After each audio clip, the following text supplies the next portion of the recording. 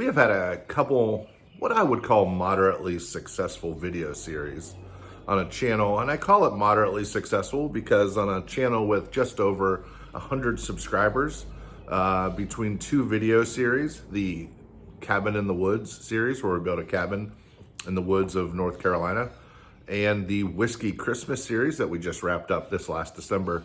Between those two series, we have over 5,000 hours of viewing. I think that's pretty successful for a channel of this size. But even though those were successful, the most viewed video on our channel to date is us pulling a tree down with a Jeep. No one has viewed any video on our channel more than that video.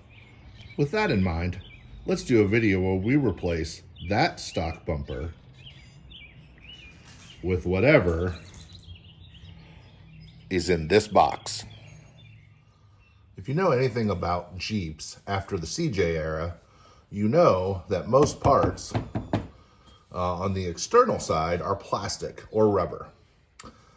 And a lot of them are held on by clips like this, which you can see there. These are removed with a tool like this. There are 2 on this piece. There are 8 underneath. There are some on this. You're going to see that through the whole video. I'm not going to show every single part of it because that would be a very boring video. But I'm going to show you how to use this tool to get this one out. You literally just pry underneath it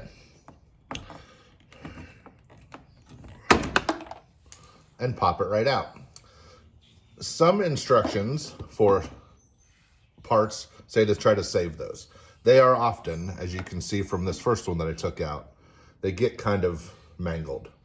They're pretty cheap. They're about $2 for a bag of 50, so just buy yourself a new bag. The next thing we're gonna remove is this plastic mud shield. As I mentioned before, that has 8 of those clips and 2 small screws.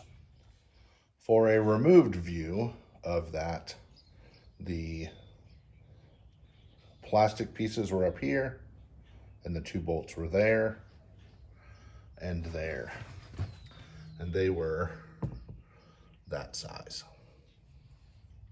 After you remove the mud shield, there are 2 bolts, one on the driver's side and one on the passenger side, and that removes the metal skid plate. So I ran into my first, whoops, you don't know what you're doing moment. I told you earlier that we were removing 1, 2 of those plastic pieces. In reality, there were 6 more. And these were connected to the bumper. So this didn't actually pop out from there until I took those 6 out. Whoops. Yep, I am an amateur. I am not a mechanic. The wiring harness for your factory fog lights is attached to the passenger side of the frame. If you want to install fog lights into your new bumper, you're going to need to save that. The components are in here, which we'll see in a minute, but you have to take these apart. And that is simply as easy as unplugging it. We are now to the part of the show where things get fun. There are 2 bolts on each side. So one here, one on the other side of this frame, and then on the other side, on the driver's side, one on each side of the frame. These brackets need to come out first, or these bolts, I'm sorry, need to come out of this bracket first, and then we will remove the actual bolts that are holding on the bumper.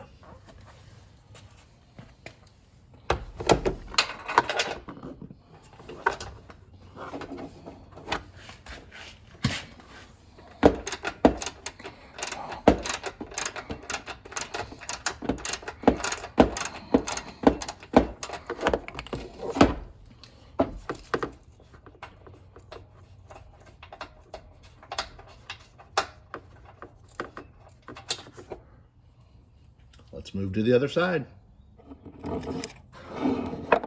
The next step is to remove those 2 nuts off of those 2 bolts and there are two on each side of the frame on each side. So there's 8 total. Once we remove those, we can take off the bumper. Once all these came off, which, by the way, was not easy.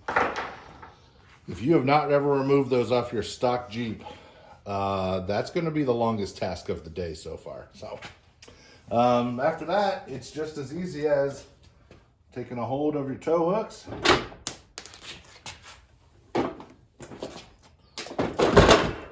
and removing the bumper.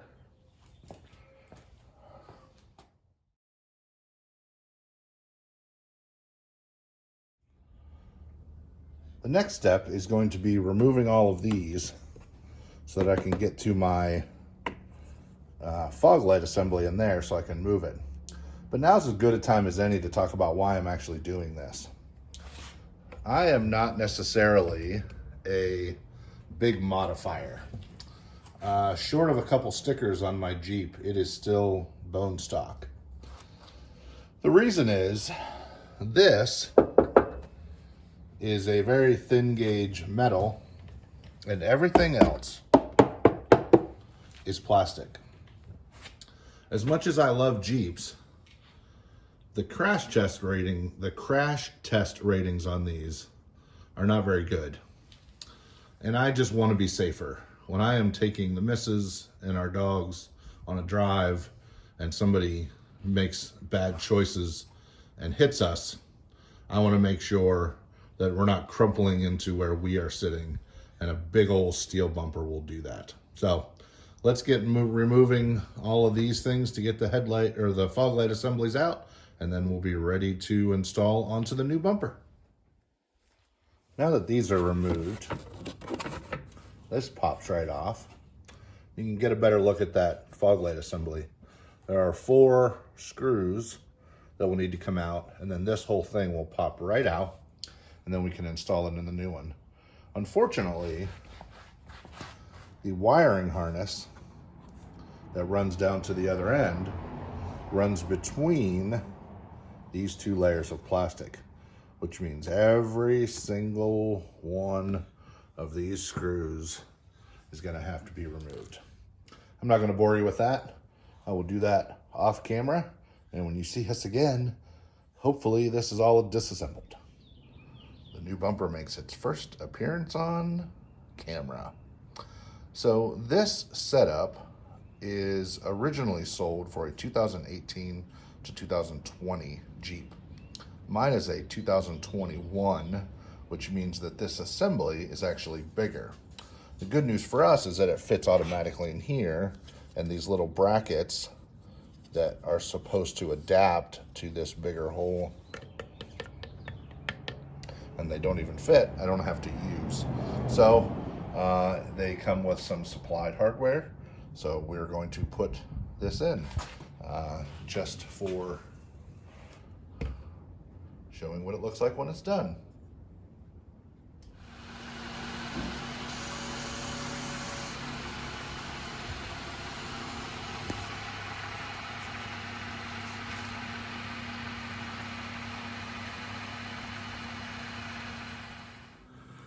And we're done.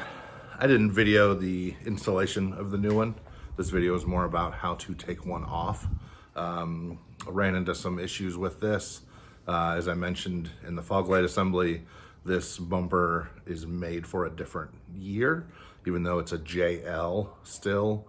Things didn't match up. It worked to our benefit for the fog lamps, but unfortunately it did not work for our benefit for that steel skid plate that you saw us take off earlier. It just doesn't fit back on there. The good news is it kind of has its own skid plate.